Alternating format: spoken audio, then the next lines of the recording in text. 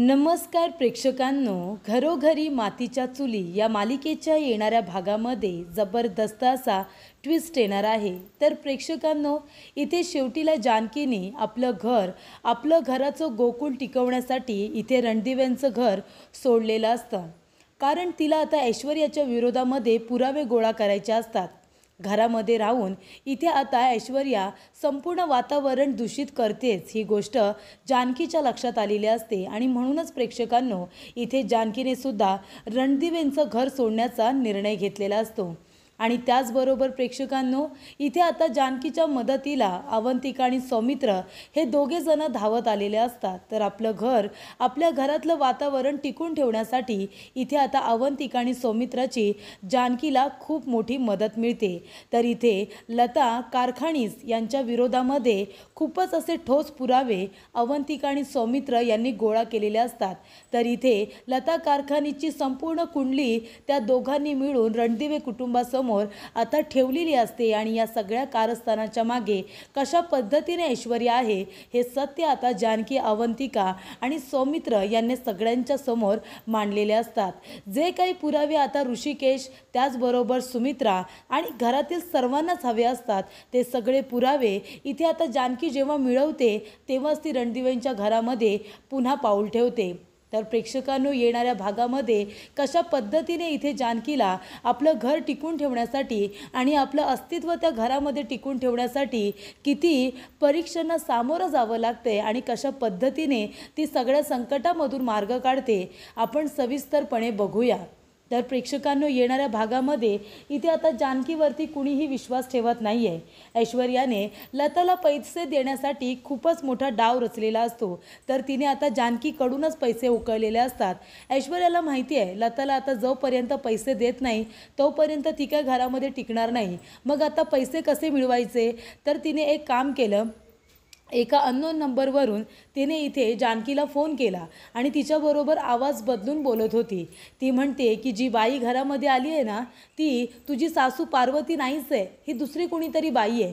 आणि आता ऐश्वर्याला माहिती आहे की जानकी हे शोधून काढण्याचा प्रयत्न करते की ही बाई नक्की आहे कोण।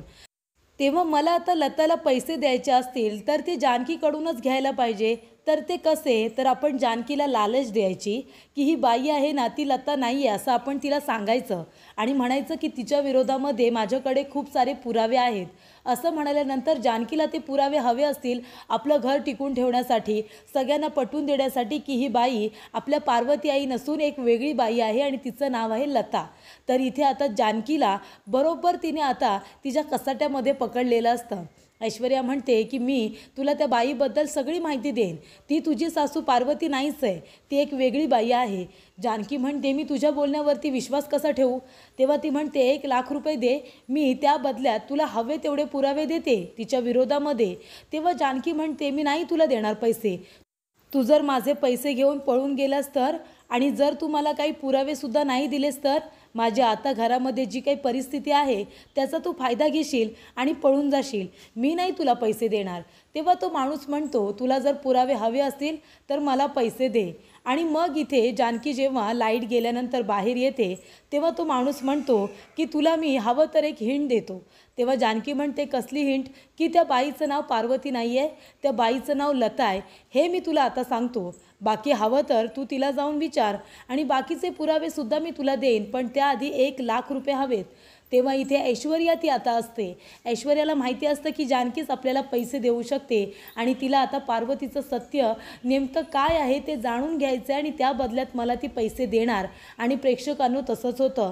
जेव्हा जानकी इथे ऋषिकेश बरोबर बोलते तेव्हा ऋषिकेश तिला सांगत असतो की कुणीतरी तुला फसवण्याचा प्रयत्न करतंय, तेव्हा जानकी तू फसू नकोस, ते पैसे तू देऊ नकोस। पण ठरल्याप्रमाणे जानकी ते पैसे टोपलीमध्ये नेऊन ठेवते। तेव्हा तिथे ऐश्वर्या धावत पळत येते आणि ते पैसे घेऊन तिथून पळून जाते आणि ती प्रेक्षकांनो ऐश्वर्याच असते, कारण तिला लताला देण्यासाठी 1,00,000 रुपये हवे असतात। आणि बरोबर ते पैसे चोरल्यानंतर ती जानकीला म्हणते की त्या तुझ्या नवऱ्याला घेऊन आलीस ना, त्याच्यामुळे आता तुला पैसे मिळणार नाही, तुला पैसे पण नाही मिळणार आणि तुला तुझे पुरावेसुद्धा नाही मिळणार। आणि तेच प्रेक्षकांनो पैसे त्या ऐश्वर्याने लताला दिलेले असतात। तेव्हा लताला 1,00,000 रुपये मिळाल्यानंतर ती पुन्हा तिचं नाटक सुरूच ठेवते। पण इथे आता जानकीने जेव्हा तिला लता अशी हाक मारलेली असते आणि ती लता म्हणून तिला ओसुद्धा देते, त्याच्यामुळे जानकीला पूर्णपणे खात्री पटलेली आहे की ही बाई लताच आहे आणि मला तिच्या विरोधामध्ये आता पुरावे गोळा करावे लागणार आहेत। पण ते मी कसे काय करू, घरातल्या लोकांना कसं पटवून देऊ? आणि एका बाजूला ऐश्वर्या सुमित्राचे कान भरत असते। ती म्हणत असते की जानकी मुद्दामून तिच्या सासूला या घरात घेऊन आले कारण तिला संपूर्ण घराचा ताबा तिच्या सासूला आणि तिला स्वतःकडे ठेवायचा आहे। तेव्हा इथे सुमित्राला ते सगळं खरंच वाटत असतं आणि ज्या पद्धतीने इथे आता पार्वती म्हणत असते की ही तुझी सावत्र सासू आहे, हिला आई म्हणू नकोस, हिला सासूबाई म्हण, तेव्हा इथे सुमित्राला अजूनच जानकीचा राग आलेला असतो। तेव्हा जानकी तिच्याबरोबर सातत्याने बोलण्याचा प्रयत्न करत असते। ती म्हणत असते की त्या पार्वती आई नाही आहेत, मला माहिती आहे, तुम्ही प्लीज माझं ऐकून तरी घ्या ना। पण इथे सुमित्रा पुन्हा एकदा इतिहासाची पुनरावृत्ती करत मागे जसा तिने ऐश्वर्यावरती विश्वास ठेवून जानकीवरती अविश्वास दाखवून तिला घरातून बाहेर काढलं होतं, तसाच मूर्खपणा आता पुन्हा एकदा इकडे सुमित्रा करत असते। अगदी तसाच मूर्खपणा, त्यापेक्षाही जास्त मूर्खपणा ती ऐश्वर्यावरती विश्वास ठेवून आता जानकीच्या बाबतीत करत असते। आणि प्रेक्षकांनो, जानकीवरती ना ऋषिकेश विश्वास ठेवायला तयार आहे, नाही सुमित्रा, कोणच तिच्यावरती विश्वास ठेवायला तयार नाही आहे। तेव्हा इथे प्रेक्षकांनो, ज्या वेळेला इथे सुमित्रा आता रूममध्ये असते तेव्हा ऐश्वर्याने एक प्लॅन केलेला असतो। तेव्हा इथे सारंग तिला म्हणतो की ऐश्वर्या, तुझ्या प्रत्येक प्लॅनमध्ये मी तुला साथ देईन, फक्त माझ्या आईला कुठलाही त्रास होता कामा नये। तेव्हा इथे ऐश्वर्या म्हणते नाही, आईंना त्रास होणार नाही आहे, मात्र त्या जानकीला त्रास होणार। ती जानकी आता जोपर्यंत हे घर सोडून जात नाही ना, तोपर्यंत मी स्वस्थ बसणार नाही आहे, ती हे घर सोडून गेलीच पाहिजे। आणि प्रेक्षकांनो, जेव्हा जेव्हा ऐश्वर्याने जानकीला घरातून बाहेर काढण्याचा प्रयत्न केला आहे, तो प्रयत्न तिने अगदी पूर्ण केला आहे। तर इथे आता जानकीला घरातून बाहेर काढण्यासाठी तिने अजून एक प्लॅन केलेला असतो। सुमित्रा जेव्हा रूममध्ये असते तेव्हा तिने एक विचित्र प्रकारचा धूर त्या रूममध्ये सोडलेला असतो आणि त्या धुराचा सुमित्राला इतका त्रास होतो की ती बाहेर येण्याचा प्रयत्न करत असते, पण रूमची बाहेरून आता कडी लावून घेतलेली असते। तेव्हा सुमित्रा इथे जानकीला आवाज मारत असते। ती म्हणत असते की जानकी, अगं दरवाजा उघड ना, जानकी अगं कुठेस तू, दरवाजा उघड।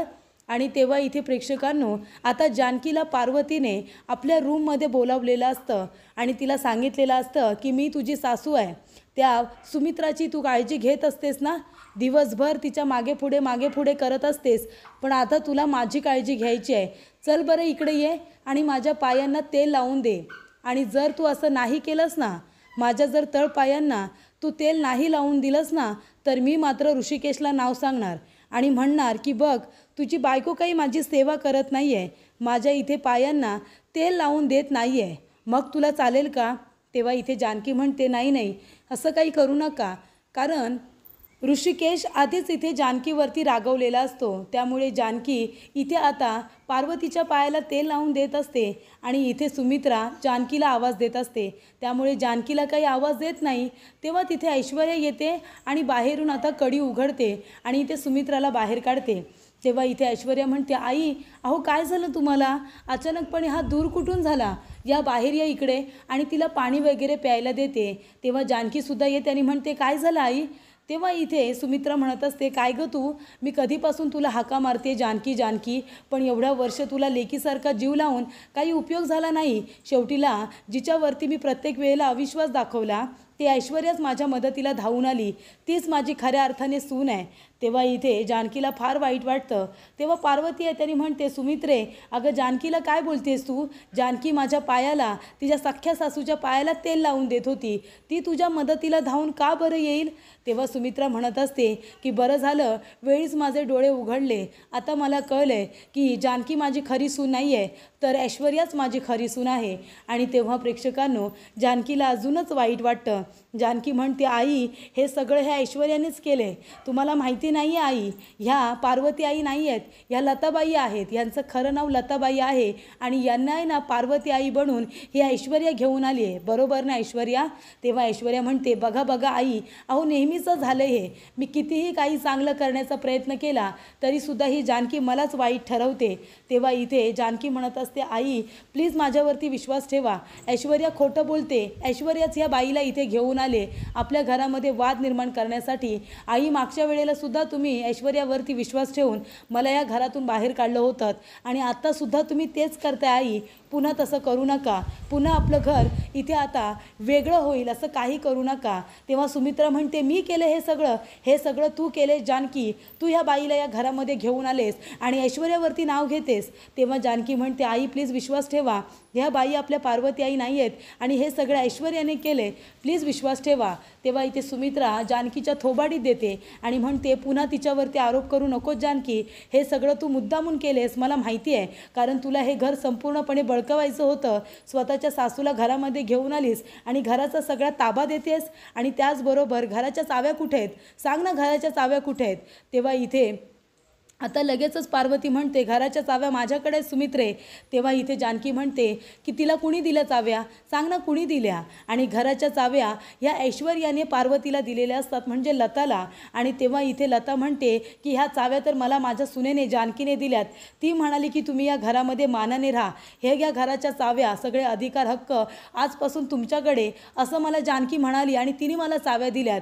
तेव्हा इथे चाव्या खरं तर ऐश्वर्याने दिलेल्या असतात, पण नाव मात्र इथे लताने आता जानकीचं सांगितलेलं असतं. जानकी म्हणते, नाही आई, मी त्यांना चाव्या दिलेल्या नाही आहेत. तरीसुद्धा इथे कुणीही आता जानकीच्या बोलण्यावरती विश्वास ठेवत नाही आणि सुमित्राला राग येतो आणि ती जानकीच्या थोबाडीत देते आणि म्हणते, त्या बाईच्या हातामध्ये माझ्या घराच्या चाव्या तू दिल्यास कशा जानकी? स्वतःच्या मनाप्रमाणे वागतेस, आत्ताच्या आता ह्या घरातून चालती हो तू. तेव्हा इथे पार्वती म्हणत असते, ती का जाईल या घरातून? तेव्हा जानकी म्हणते, मी जाईन, या घराच्या शांततेसाठी मी जाईन. मी जर या घरातून गेल्यामुळे तुम्हाला सगळ्यांना शांतता मिळणार असेल ना, तर आत्ताच्या आता मी रणदिव्यांचं घर सोडते. पण एक गोष्ट लक्षात ठेवा आई, मागेसुद्धा तुम्ही ती चूक केली होती. ऐश्वर्याचं ऐकून मला घरातून बाहेर काढलं होतं आणि आतासुद्धा तुम्ही तेच करताय. पण आता मी या घरामध्ये येईन ते ह्या पार्वती विरुद्ध, खोटारड्या पार्वती विरुद्ध खरे पुरावे घेऊन येईन. तेव्हाच मला माहिती आहे ही लताबाई आहे आणि लवकरच मी तिच्या विरोधात पुरावे घेऊन येईन. आणि ऐश्वर्या, तुझ्या विरोधात सुद्धा हे सगळं प्लॅनिंग तू कसं केलेस ना, हे सगळ्यांना मी पटवून देईन आई. तेव्हाची तुम्ही आता वाट बघा, असं म्हणून आता जानकी घर सोडते. तेव्हा गुलाबदादांनी जानकीचं बोलणं ऐकलेलं असतं. गुलाबदादा म्हणतात, जानकी वहिनी चला, तुमच्या घरी चला, तुमच्या भावाचं घर आहे. तेव्हा इथे जानकी म्हणते, नाही नको गुलाबदादा. गुलाबदादा म्हणतात, मी तुमचं काही ऐकणार नाही आहे. आणि गुलाबदादा जानकीला घेऊन आपल्या घरी जातात. आणि तेव्हाच इथे जानकीचं दुःख गुलाबदादाला बघवत नाही. आणि ज्या वेळेला इथे आता सौमित्र आणि अवंतिका रणदिवेंच्या घरी आलेले असतात, तेव्हा ते दोघेजणं तर आनंदात येतात. पण घरी आल्यानंतर वातावरण पाहता त्यांना लक्षात येतं की घरामध्ये काहीतरी बिघडले. तेव्हा ते विचारत असतात की जानकी वहिनी कुठे आहेत? तेव्हा इथे आता गुलाबदादाने सगळा घडलेला प्रकार इथे सौमित्र आणि अवंतिका या दोघांना सांगितलेला असतो की कशा पद्धतीने इथे आता जानकी म्हणालेली असते की ऐश्वर्या या बाईंना, लताबाईंना घरामध्ये घेऊन आली आहे पार्वती आई म्हणून. ह्या आपल्या पार्वती आई नाही आहेत. आणि सगळेजण हेच म्हणत असतात की त्या पार्वती आई आहेत. आणि इथे सुमित्रा आई म्हणाल्या की तू मुद्दामून तुझ्या सासूला या घरामध्ये घेऊन आली आहेस. तेव्हा इथे अवंतिका म्हणत असते, मला माहिती आहे हे कारस्थान ते ऐश्वर्याचं आहे, हे सगळं ऐश्वर्यानेच केले. तेव्हा इथे प्रेक्षकांनो आता अवंतिका आणि सौमित्र दोघेजणं गुलाबदादाच्या घरी गेलेले असतात. आणि तेव्हा घडलेला सर्व प्रकार इथे आता गुलाबने तर सांगितलेलाच असतो, पण इथे आता जानकीने सुद्धा सांगितलेलं असतं की त्या बाई आपल्या पार्वती आई नाही आहेत, तरीसुद्धा कुणीही माझ्या बोलण्यावरती विश्वास ठेवत नाही आहे. तेव्हा त्या बाईंना आता अवंतिकाने बघितलेलं असतं. तेव्हा अवंतिका आणि सौमित्र म्हणतात की वहिनी, मागच्या वेळेला जेव्हा तुम्ही शर्वरी वंशांच्या गावी गेला होता तेव्हा अवंतिकाने इथे काही बायकांचं ऑडिशन घेतलं होतं. त्यातलीच ही बाई नाही आहे ना, म्हणजे घरामध्ये ऑडिशन घेऊन पार्वती आईंचा रोल प्ले तर करायला सांगितलेला नाही आहे ना ऐश्वर्याने. तेव्हा इथे तो कॅमेरा आपल्या हाती लागायला हवा, म्हणजे त्या कॅमेऱ्याने सगळं काही उघडकीस होईल. तेव्हा इथे जानकी म्हणते की अवंतिका आणि सौमित्र भाऊजी, तुम्हालाच आता हे काम करायचं आहे. तुम्ही त्या घरामध्ये सगळ्यांशी व्यवस्थित आणि आता त्या घरामध्ये तो कॅमेरा नक्की कुठे ठेवला आहे आणि त्याचबरोबर तो कॅमेरा आणि ती डायरी, जी डायरी अशी असेल ज्याच्यामुळे पार्वती आईंबद्दलची सगळी माहिती त्या लोकांना कळले, असे पुरावे तिथे असतील. आणि प्रेक्षकांनो, ते पुरावे आता स्टोअरूममध्ये ऐश्वर्याने लपून ठेवलेले असतात. आणि ज्या वेळेला ऐश्वर्या स्टोअरूममधून ये जा करत असते तेव्हा गुलाबदादांनी नजर ठेवलेली असते तेव्हा अवंतिका आणि सौमित्र जातात. तो कॅमेरा आणि ती डायरी त्यांच्या हाती लागते. ती त्या पेटीमध्येच ठेवून दिलेली असते आणि त्यामुळे ते महत्त्वाचे पुरावे भेटल्यानंतर गुलाबच्या घरी जाऊन जानकीला ते दाखवण्यात येतात. जानकी ते पुरावे बघते आणि तो नंबर ट्रेस केला जातो. तो नंबर आता दुसरा तिसरा कुणाचा नसून तो ऐश्वर्याच्याच नावावरती असतो, ज्या नंबरवरून इथे आता जानकीला फोन येत असतात. तो नंबर आता पोलिसांच्या मदतीने कुणाचा आहे हे बघितल्यानंतर तो सिम कार्ड ऐश्वर्याच्या नावावरती असतो. त्यानंतर प्रेक्षकांनो ते सगळे पुरावे घेऊन जानकी आता पुन्हा एकदा रणदिवेंच्या घरी आलेली असते आणि ज्या बायकांचे ऑडिशन झालेले असतात त्याच्यामध्ये लता कारखानीस हिचंसुद्धा नाव असतं आणि त्यामुळे डायरीच्या आधारे कशा पद्धतीने इथे रणदिवेंचं घर उद्ध्वस्त करण्याचा ऐश्वर्याने प्लॅन केला होता हे जानकी संपूर्ण रणदिवे कुटुंबाला सांगते. तर इथे अवंतिका म्हणत असते, मला आधीच माहिती होतं.